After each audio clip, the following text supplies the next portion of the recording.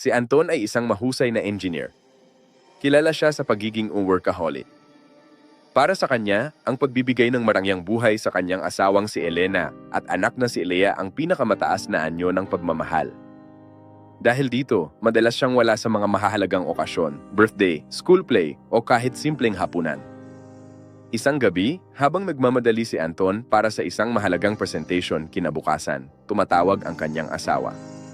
Hindi niya ito sinagot. Tumawag ulit ito ng 5 beses.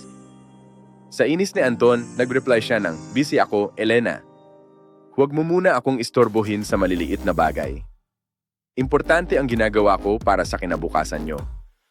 Pinatay niya ang kanyang cellphone at tinapos ang trabaho hanggang madaling araw.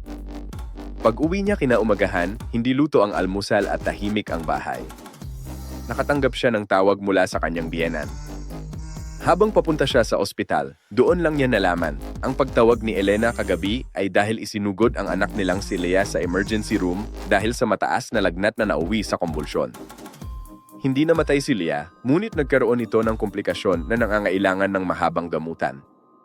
Ang mas masakit, ang huling nabasa ni Elena bago siya nawalan ng malay sa pagod at takot ay ang mensahe ni Anton na nagsasabing istorbo sila. Ang pangyayaring iyon ang nagpabago sa buhay ni Anton. Napagtanto niya na ang pera ay pwedeng kitain ulit pero ang oras ay hindi.